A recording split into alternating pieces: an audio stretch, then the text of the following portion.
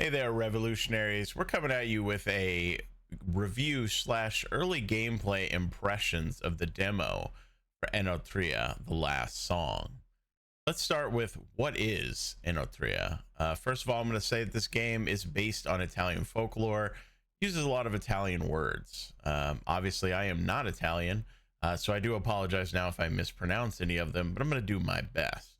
Let's pull the description right from the Steam page so we can get the words straight from the dev's mouth on what this game is all about. It reads, Enotria, the last song, is a Soulsike set in the sunlit land inspired by Italian folklore. The world has been gripped by the Canovaccio, an eternal twisted play that keeps everything in an unnatural stasis. You, the Maskless One, are the only one without a given role and master of your destiny. Defeat the fearsome authors that created it and free the world from stagnation by harnessing the power of Ardore. It reads that there are over three separate regions, over 40 hours worth of gameplay, and over 100 different varieties of enemies that you will encounter. And I could say from my time with the demo, this reads pretty true. There was a lot of hours and a lot of meat on the bones of the demo. I did see a lot of different enemy variety, even in the one region we got to run through. And it was very gorgeous. So let's dive into the details, starting with gameplay.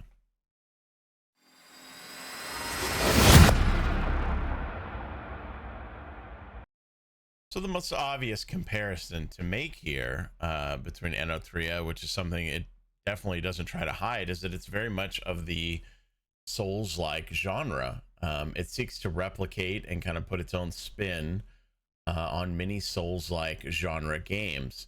Its mass system is reminiscent to me of shells in the game Mortal Shell.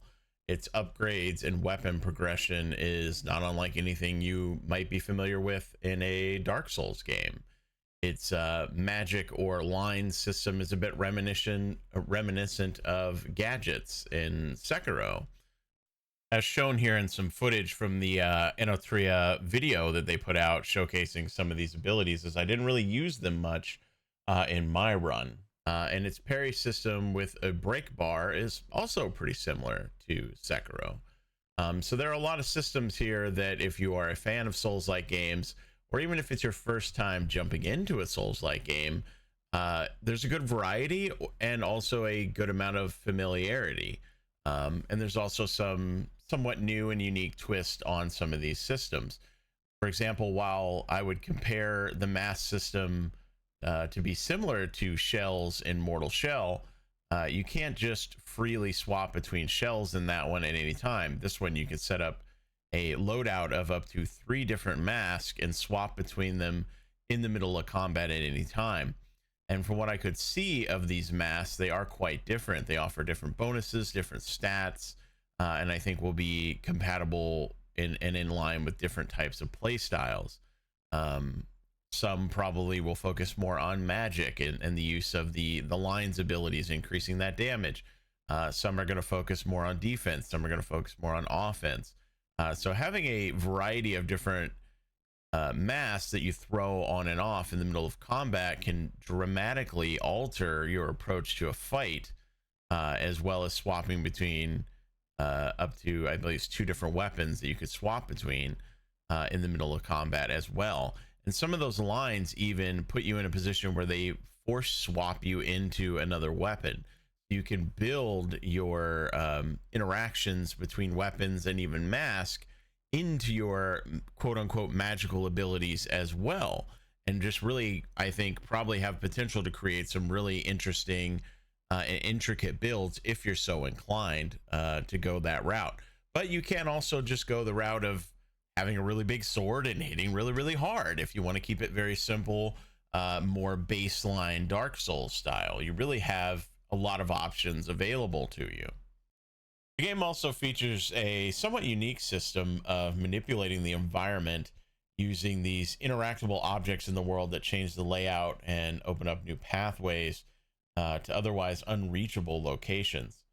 In the couple of hours I put into the demo, I encountered several of these, some of which offered access to new heights, new locations, and some of which were required to even progress through an area, such as one that materialized a bridge that was otherwise, not there or inaccessible to enter the first major boss area. That was a small city around the first boss. Some of them were even traps. When activated, they led you into punishing locations where enemies would suddenly spawn, and there would be spikes that would kill you one false step away, sort of making the floor underneath you literally disappear. For the most part, probably about 90% of the floor disappeared.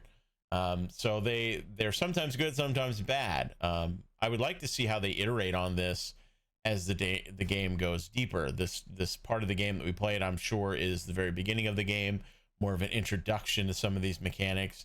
I could see this being a thing that they iterate on more and more and more, and open up more options, and make you have to really study the environment, and in some cases maybe even do a little bit of puzzling or platforming in order to get to certain locations, to sort of toggle this environmental manipulation mechanic back and forth. It reminds me a little bit of a game I recently played just the other day called Hellblade 2 that did something very similar as well, where you could manipulate the environment and turn things off and on. And really quick, if you're enjoying the content that I'm making here, please do consider dropping a like, share it with your friends, and subscribe to the channel. It really is the best way to help support what I'm doing around here, and I greatly appreciate it.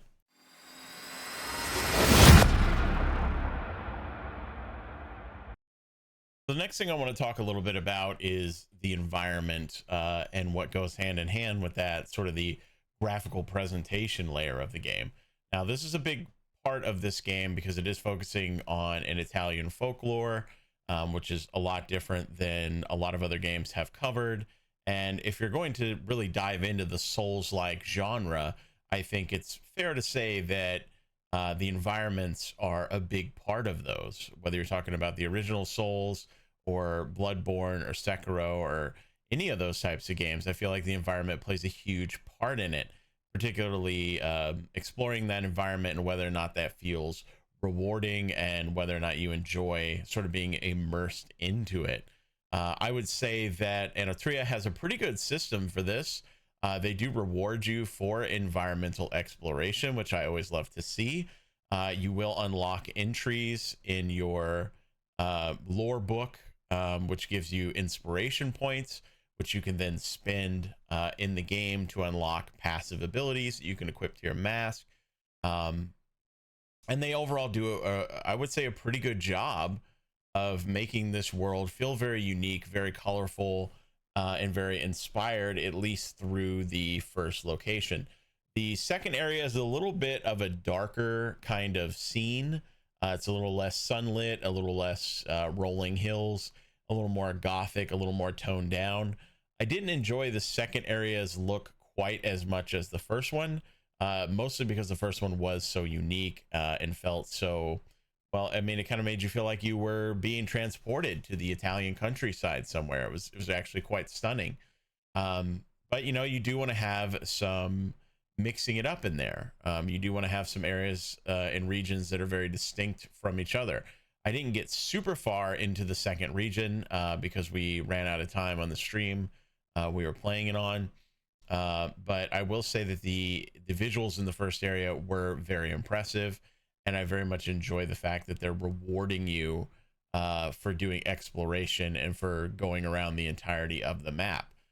Something a lot of Souls players will probably be pretty familiar with, because there's usually hidden things all over the place in Souls games. And in some cases, they can be very impactful items that you completely miss on one run, and that's part of the replayability, is going back through and finding new items, new locations that you might have missed, backtracking through areas, finding routes that these areas connect to each other, different things like that. And I'm hoping to see more of that in this game going forward.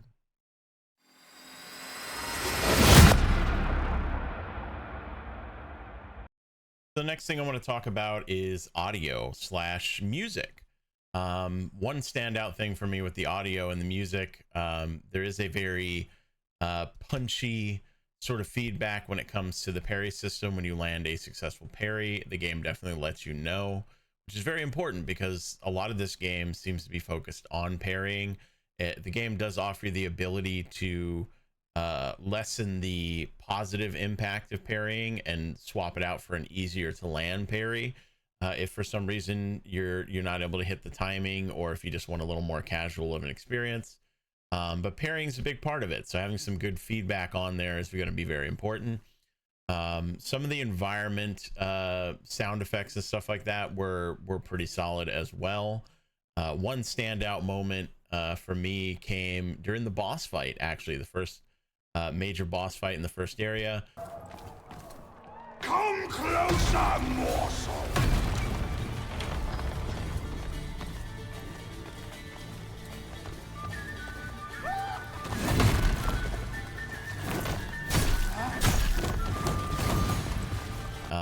The music in there is very jaunty, very upbeat. It kind of reminded me of the music in the Witcher 3 series, if you have played that, which I felt had fantastic music. It had a very similar kind of vibe to it, where it was, it felt very, kind of old school, like you were traveling through a different era in time, when you might find bards plying their trade along the road or in taverns or something like that, which is a good feeling, I think, for this game. I think it's a very appropriate style of music to go with. So I felt like that was a standout. I feel like the audio and stuff has been mostly pretty good feedback on using abilities, things impacting, hit registration, things like that. Pretty good audio feedback.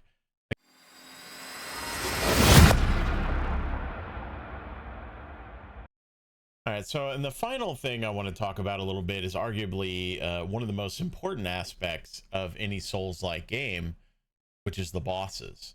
How do the bosses feel? Now, in the demo, there were 2 bosses that you had the option to fight. I did fight and defeat the first one. I did not make it to the second boss with the amount of time that we had to play the game on stream. But I do have some thoughts on the first boss. Namely, I think mostly the first boss was good. It had a very interesting design, this sort of, evil jester looking type of character. He had a pretty good hitbox design, I would say, on most of his moves. If he was swinging from right to left or left to right, I would dodge in the appropriate direction and could move out of the way of the swing. It didn't feel as if the hitboxes were too chunky on most of his moves. There was only really one move that felt a little bit off, and I wasn't entirely sure through the attempts I made at the boss whether it was hitting me because he wields a pretty large spear, and he would do this, sort of swing that was very exaggerated across his body, and sometimes I would be dodging around behind him and get hit while I was behind him, and I couldn't really quite tell if it was hitting me on the backswing as he whipped it around and was actually hitting me with the front of the spear behind him, or whether or not I was already out of the way of the attack and was still getting hit by it through some sort of oddness with the hitboxes or not. But that was really the only move that stood out as being a little bit wonky at times. I will say that performance issues were a little bit of a problem for me throughout the demo. It was tough to get and maintain 60 frames per second, which made it difficult for me on the boss in particular to land parry timings consistently. So I moved away from attempting to parry the boss after a little while and focused on a dodging focus. Also took it as an opportunity to sort of explore how difficult the boss fight might be if you don't use parrying at all, because I do think the game rewards parrying quite a bit and focuses on parrying quite a lot. They do give you the ability to customize your interactions with the parry system, which I do like. You can make the parrying easier, but give less of a benefit for landing a successful parry, but increase the window that you have to land the parry. So you can sort of customize it a little bit and tailor it to your play style or your loadout. I think if I had any major complaint about the boss aside from the performance issues, and one move that maybe had a strange hitbox, I'm not 100%, might be the environment that you fight him in. You essentially fight him inside the ruins of this church, and there are several pillars around the room which do get in the way of your movement quite a bit, and they do create these corners, which I was calling them the corners of death. Oh god, the corner of death. No, the corner of death, where you cannot strafe around or dodge around behind the pillar. There's a blockage there, and the only way to get out of the corner is to go back through the boss, either by dodging through him or dodging around him or something like that, which creates very dangerous situations. Now, depending on your opinion on this, you may see this as not a big deal, or you may see this as a really big deal.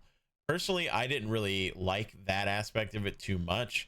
I think a game that's so focused around dodging and moving around attacks and you know, sort of learning hitboxes and stuff like that, as Souls games usually are, I think there's a reason why Souls games usually have their fights happen in relatively open, unobstructed arenas, because getting stuck on the environment and bumping into walls and things like that consistently is very frustrating, on top of the fact that you're constantly trying to move around a much larger and in some cases much quicker opponent.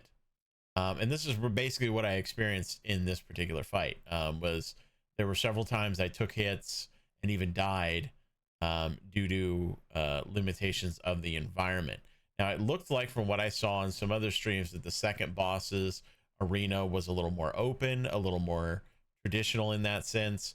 I know, you know, it's tempting as probably a game designer to want to have like this really cool environment and everything around a boss, but this one felt a little rough. You know, not impossible, because I did beat it, and maybe this is a way that maybe in their mind they kind of wanted to emphasize parrying and stuff like that by putting you in a little bit more of a claustrophobic environment to fight the first boss. But that's really my only major complaint with it on that front. You know, and like say, optimization was a little bit of a problem for me in terms of it running. Of course, I was streaming it, which means I was running OBS. I'm also a VTuber, which means I have even more software running on top of my stream layer to add even more stress to my system. So I do kind of want to put a little bit of an asterisk by that in terms of my performance issue may not exactly be yours, where you're probably not going to be streaming if you're not a content creator. But I do know also that optimization is usually one of those last things they do toward the end of development.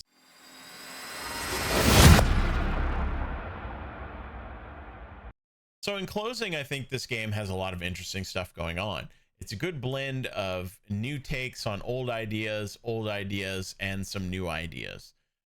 Therefore, if you're a fan of Souls games already, I think you'll find a lot of familiar things here that you enjoy and make a lot of sense to you. And if you're looking for something a little bit fresh, I think you'll find a little bit of that as well. I'll be keeping my eye on it. I am not the biggest Souls fan, but I did have some fun with the game and the demo that I got to play so far. And it may be one that I pick up down the road, you know, when I have a little time in my schedule and I'm like, hey, I'm looking for something a little bit challenging and a little bit different. I also find the idea of the setting rather interesting. I don't know much about Italian folklore, so I am kind of intrigued from that angle as well. Hope you guys enjoyed the video. Catch you on the next one.